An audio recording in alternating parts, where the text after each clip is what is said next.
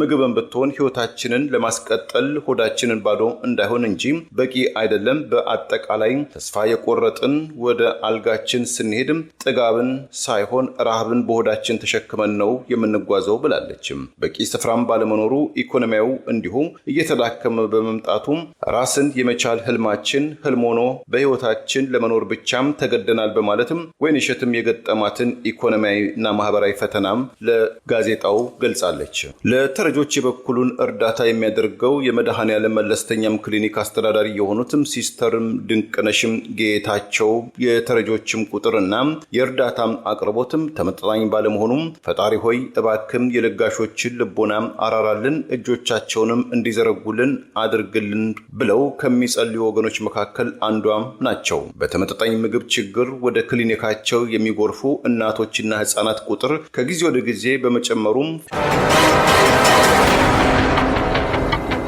በኢትዮጵያ ውስጥ ከተከሰተው ሰው ሰራሽና ተፈጥሯዊ ችግሮችም የተነሳም ከመዲናይቱ አዲስ አበባ አቅራቢያም ጨምሮ በተለያዩ የኢትዮጵያ አካባቢዎችም ከቀያቸው የተፈናቀሉ ከ2.5 ሚሊዮን እስከ 4.5 ሚሊዮን የሚገመቱ ዜጎችም የሚገኙ ሲሆን እንደ ዓለም አቀፋዊ ግብረሰናይ ድርጅቶችም መረጃ በትንሹ 7 ሚሊዮን የሚጠጉ ዜጎችም ለአስቸኳይ እርዳታም ጠባቂነትም ተዳርገዋል። የአሜሪካው ዓለም አቀፍ የእርዳታ ተቋም የሆነው ዩኤስኤድም ከፍተኛ እርዳታም ከሚሰጣቸው አገሮች መካከል በቀዳሚነትም የምትገኝ የነበረችው ኢትዮጵያና መሰል አገራትም ላይ ፊቱን በማዞሩ ቢሮአቸውን በመዝጋታቸው እርዳታዎችን በመቋረጡ በዚህ ዓመት ውስጥ ከ10 ሚሊዮን በላይ ኢትዮጵያ ለከፍተኛ የምግብ ዋስትና እጥረትም ተጋላጭም እንደሚሆኑ እንደ ኢጋድም፣ ሳዴክም፣ ፋኦም፣ WFP፣ WHO፣ የዓለም ባንክን፣ አክሽን አጌንስትም ሃንገርም፣ ሴቭ ዘ ችልድረን የመሳሰሉት የ21 ቁልፍም ቀጠናዊና ዓለም አቀፋዊ ተቋማት በኢትዮጵያ ውስጥ በአንድ ወቅት በነፍስ አድን ስራ ላይ ተሰማርተው የነበሩ ዓለም አቀፍ የእርዳታ ድርጅቶች የእርዳታ እጆቻቸው መሰብሰባቸውን አሊያም እርዳታቸው ማቋረጣቸውን ተከትሎ በሚሊዮኖች የሚቆጠሩ እናቶችም ጡታቸው ደርቆም በረሃብ የሚያለቅሱ ህፃናቶችም ተበራክተዋልም ተባለ። ፌቨን ዓለም በአዲስ አበባ ከተማ አቅራቢያም ከሚገኝ አንድ የተረሳ መለስተኛ ኪራይ ቤት ውስጥ ከ3 ልጆቿ ጋር የምትኖር ኤርትራዊትም ተፈናቃይ እናትም ስትሆን እንደ ካቶሊካዊት የምስራቅም በጎ አድራጎት ድርጅትም ወይም ሴንዋ ሰሞነኛ ዘገባም ከ3 ልጆቿ መካከል ሁለቱ ኦቲዝም ስፔክትረም ችግር ጋር በተያዘም ልዩ እንክብካቤ እና ድጋፍም የሚያሻቸው ፌቨን በኢትዮጵያ ውስጥ ህጋዊ ስራ ፍቃድም ሰነድ የሌላት በመሆኑ በስራ ዓለም ገብታም የራሷ ሆነ የልጆቿን ህይወትም ለማስተካከል ትልቅ ሸክም ሆኖባታል። ከሁሉም በላይ የአስተማማኝ ወይም ቋሚ መኖሪያ ቤትም አልባ መሆኗም ስጋቷን ይበልጥም ጨምሮበታል። በኢትዮጵያ ውስጥ ከ500,000 እስከ 600,000 ለሚገመቱ የአእምሮ እድገት ውስንነት ያላቸው ህፃናትን መርዳት በእጅጉም የተለመደ ወይም የተጠናከረ ባለመሆኑ አሊያም ለነዚህ ፕሮግራም የተዘጋጀም ሀብት ውስን መሆኑ እንደ ድሮ ወላጆችም ከቤትም ርቀው ሲወጡ የቤታቸውን በርም ገርበብም አድርገው ልጆቻቸውንና ንብረታቸውን በአደራ የሚሰጡትም ባህል በእጅጉ በመመናመኑ ለእርሷና ለልጆቿም የዕለት እርዳታ ለመሻትም የምትማስነው ፌቨን ዓለም ከቤትም በወጣች ቁጥርም እርዳታ የሚሹ 2 ልጆቿን የሚጠብቅብላትም ተባባሪ ጎረቤትም ባለመኖሩም ለሁለቱ ልጆቿም ደህንነት ስትል ፌቨን ከቤት በወጣች ቁጥርም እስከምትመለስ ድረስ ልጆቿን ከአልጋቸው ጋርም እንደ ውሻ በሰንሰለትም አስራ ለመውጣትም እንደምትገደድም ይህንን ሁሉ በማድረጓም አይምሯ ሁሌም እረፍት እንደነሳትም ትናገራለች። በአዲስ አበባ ከተማ በሚገኘው የጀስዊት የሴቶች ማዕከል ወይም JRS ወርሃዊ የገንዘብ እርዳታ ለመቀበል ማልዳ የተገኘችው ኤርትራዊቷም ወይዘሮ ፌቨን ህይወቴም ከጊዜ ወደ ጊዜ የቁልቁለት መንገዱን በፍጥነትም እየተጓዘ ይገኛል። በቂ ምግብም አናገኝም። ልጆቼ በአብዛኛው ጊዜ ወደ መኝታ የሚሄዱት በባዶ አንጀታቸው ነው። ልጆቼን ለመታደግ አቅሙ የለኝም። በዚህ ሁኔታ ምን ያህል ርቀት መጓዝ እንደምችል አላውቅም። ወደፊትም ልጆቼን ከጎዳና ላይ ለመጣል እገደድ ይሆን ብዬም እጨነቃለሁ፣ እጠበባለሁ በማለትም የእናት ስጋቷንም ገልጻለች። የሞት ቅጣትም የተበየነብኝ ይመስላልም ስትል ውስጣዊ ምሬቷን አጋርታለች።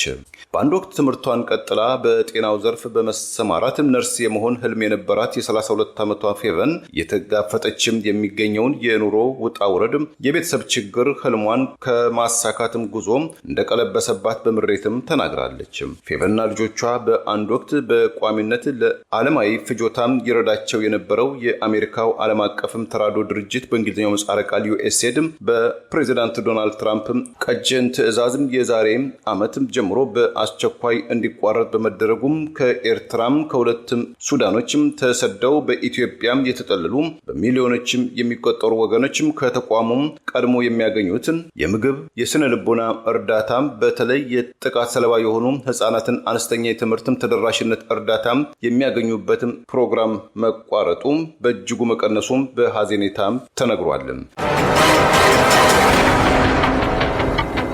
ከአዲስ አበባ ከተማም ሰሜናዊ አቅጣጫ 157 ኪሎ ሜትር ወይም 96 ማይል ርቀት በምትገኘው የመንዲዳም ከተማ ውስጥ የሚገኙ እንዲሁ የእርዳታ እጆችን የሚጠብቁ የተለያዩ ሰው ሰራሽና ተፈጥሯዊ ችግሮች የእርስ በርስ ጦርነትም ሰለባ የሆኑ ወደ ቀያቸው ለመመለስም አንዳችም ሰማይ ተአምር የሚጠብቁ በ10 ሺዎችም የሚቆጠሩ የአገር ውስጥ ተፈናቃዮችም በዚያ ውስን የመሰረተ ልማት ባለበት አካባቢ በመኖርና ያለመኖር አጣብቂኝ ውስጥም ወድቀው የሚገኙ ሲሆን የዛሬ 53 ዓመትም ጀምሮ በአካባቢው በሚንቀሳቀሰው ሌላኛው የሮማ ካቶሊካዊት ቤተክርስቲያን አባል በሆነው ዘ ኮንግሬጌሽናል ኦፍ ዲቫይን ፕሮቪደንስ ከተሰኘው ተቋም የህይወት አድን እርዳታም ጥገኛ መሆናቸው ዘገባው አትቷል። የ30 ዓመቷም ወይንሸትም ግዛው በአንድ ወቅት ከአዲስ አበባ ከተማ ወጣ ብሎ ታከናውነው በነበረው ስራም የተዋጣላትም ስኬታማም ሴት ወይም በእንግሊዝኛው ኢንተርፕረነር የነበረች ሲሆን ለመንገዶችም ወይም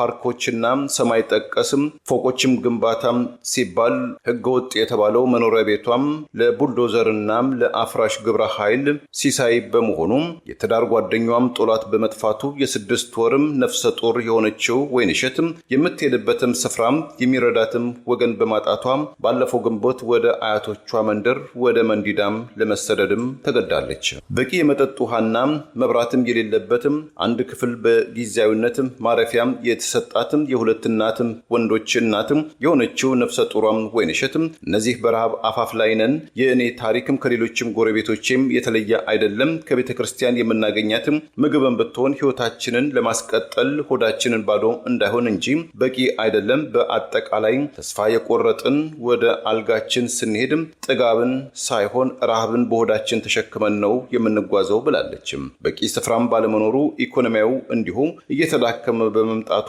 ራስን የመቻል ህልማችን ህልም ሆኖ በህይወታችን ለመኖር ብቻም ተገደናል በማለትም ወይንሸትም የገጠማትን ኢኮኖሚያዊና ማህበራዊ ፈተናም ለጋዜጣው ገልጻለች። ለተረጆች የበኩሉን እርዳታ የሚያደርገው የመድኃኔዓለም መለስተኛም ክሊኒክ አስተዳዳሪ የሆኑትም ሲስተርም ድንቅነሽም ጌታቸው የተረጆችም ቁጥርና የእርዳታም አቅርቦትም ተመጣጣኝ ባለመሆኑም ፈጣሪ ሆይ እባክም የለጋሾችን ልቦናም አራራልን፣ እጆቻቸውንም እንዲዘረጉልን አድርግልን ብለው ከሚጸልዩ ወገኖች መካከል አንዷም ናቸው። በተመጣጣኝ ምግብ ችግር ወደ ክሊኒካቸው የሚጎርፉ እናቶችና ህፃናት ቁጥር ከጊዜ ወደ ጊዜ በመጨመሩም ፍላጎትና አቅርቦትም ተቀራራቢነትም አለመኖራቸውን የተመለከቱት ሲስተር ድንቅነሽም የምግብ እጥረቱ ያስከተለውን አሉታዊ ተጽዕኖ ማየት እየጀመርን ነው። በቂ ምግብ ባለማግኘታቸው ለረሃብ በመጋለጣቸው አብሮ የሚመጣው ጽኑ የድባቴን ምልክት በአእምሯቸው ውስጥም እየተመለከትን ነው ብለዋል።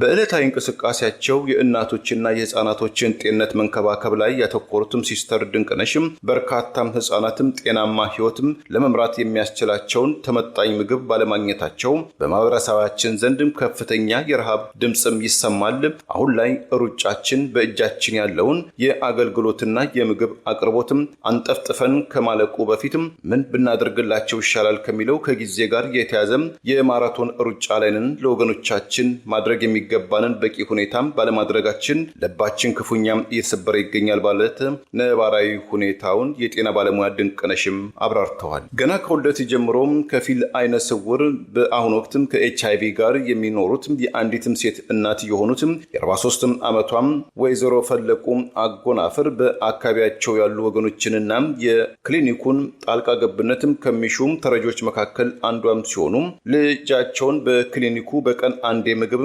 የምትቋደሰው ወይዘሮን ፈለቁ በእነዚህ ፈታኝ ወቅቶች እኔና ልጄ ምግብ በማግኘታችን በእጅጉም ረድተውናል። በዚህም እነሱንም ህይወታችንን እንድንገፋም አግዘውናል። ስለተደረገልን ሁሉ አመስጋኞች ነንም ብለዋል። እዚያም መንዲዳ ከተማ ውስጥ አንድም ከጭቃም የተሰራ ለመውደቅ በማዘንበል ላይ የሚገኝ ጣሪያው ዝናብ ሲጥል ውሃ የሚያስገባም የቀበሌ ቤት ውስጥ ከአካል ጉዳተኛ ባለቤቷና ከአዲስ ከተወለደችም ሴት ልጇ ጋር የምትኖረው ቢያንስም ጎኗን የምታሳርፍበትም ደሳሳ ጎጆ በማግኘቷም ራሷን እድለኛ አድርጋ የምትቆጥረው የ2 ዓመቷ አበራሽ አበበ የእናት ጡትም ለሚያስፈልጋትም ጨቅላ ልጇም በቂ ወተትም መለገስም የተሳነው በረሃብ የተጎዳው የነጠፈው ጡቷም ባስከተለባት ችግር ሳቢያም ለልጇም አልሚ ምግብ ፍለጋም ወደ መንዲዳው መድኃኔዓለም መለስተኛ ክሊኒክም ጎራ ማለትም አልቀረም። በዚህ የምናገኘው እርዳታም ከተቋረጠብን የኔና የቤተሰቤ ህይወትም ለመታደግ ስል ወደ ሌላኛው የኢትዮጵያ አካባቢ መሰደድ የግድ ነው በማለትም አበራሽም እንዲሁ ስጋቷን ገልጻለች። በኢትዮጵያ ውስጥ ከተከሰተው ሰው ሰራሽና ተፈጥሯዊ ችግሮችም የተነሳም ከመዲናይቱ አዲስ አበባ አቅራቢያም ጨምሮ በተለያዩ የኢትዮጵያ አካባቢዎችም ከቀያቸው የተፈናቀሉ ከ2.5 ሚሊዮን እስከ 4.5 ሚሊዮን የሚገመቱ ዜጎችም የሚገኙ ሲሆን እንደ ዓለም አቀፋዊ ግብረሰናይ ድርጅቶችም መረጃ በትንሹ 7 ሚሊዮን የሚጠጉ ዜጎችም ለአስቸኳይ እርዳታም ጠባቂነትም ተዳርገዋል። የአሜሪካው ዓለም አቀፍ የእርዳታ ተቋም የሆነው ዩኤስኤድም ከፍተኛ እርዳታም ከሚሰጣቸው አገሮች መካከል በቀዳሚነትም የምትገኝ የነበረችው ኢትዮጵያና መሰል አገራትም ላይ ፊቱን በማዞሩ ቢሮአቸውን በመዝጋታቸው እርዳታዎችን በመቋረጡ በዚህ ዓመት ውስጥ ከ10 ሚሊዮን በላይ ኢትዮጵያ ለከፍተኛ የምግብ ዋስትና እጥረትም ተጋላጭም እንደሚሆኑ እንደ ኢጋድም፣ ሳዴክም፣ ፋኦም፣ WFP፣ WHO፣ የዓለም ባንክን፣ አክሽን አጌንስትም ሃንገርም፣ ሴቭ ዘ ችልድረን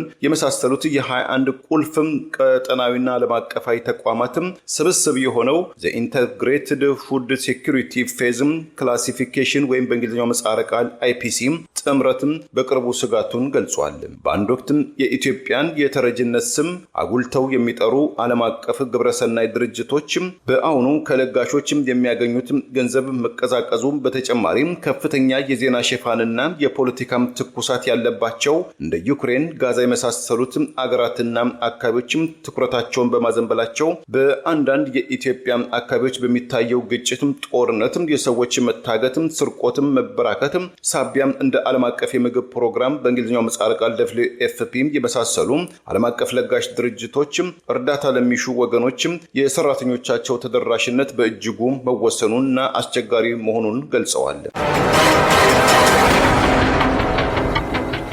መንበሩን በእንግሊዝ ሎንዶን ከተማ ያደረገው የሐሳብ አፍላቂው ወይም ቲንክ ታንከር ተቋሙ ዓለም አቀፍ የግጭት ቡድን ኢንተርናሽናል ክራይሲስ ግሩፕም ቀደም ሲል ማስጠንቀቂያ አዘል አስተያየትም በኢትዮጵያ ጉዳይ አውጥቷል። ከዛሬ 4 ዓመት በፊትም በአጭር ዓመታትም ቢሆን ቤተኞች የነበሩት የኢትዮጵያና የኤርትራ መንግስታትም ድህረ ደም አፋሳሹ የሰሜን ኢትዮጵያ ጦርነትም ኢትዮጵያ ለቀይ ባህር ተደራሽነት ጥያቄ ማንሳቷን ተከትሎ በአዲስ አበባና በአስመራ መንግስታት መካከል የተካረረ የቃላት ጦርነት መገባቱም በጦርነቱ ወቅት ሆድና ጀርባ የነበሩትም የህዝባዊ ወያኔ ሓርነትም ትግራይ ወይም ህወሓትና የኤርትራ መንግስታት የጋራ ጠላት ባሉትም የፌዴራል መንግስቱን ለመጣል ያቋቋሙትም ጽምዶ የተሰኘው ግንባር በተለያዩ ገፊ ምክንያቶች ወደ ጠመንጃም ቃታ መሳብ ከተገባም በቀላሉ ለማቆም የሚያስቸግር ቀጠናዊ ቀውስን ይፈጥራል። ከዛሬ 4 ዓመት በፊትም ለ2 ዓመታት በተካሄደው ከ100 ሺህ በላይ አምራችም ዜጎችም ህይወታቸው በቀጠፈው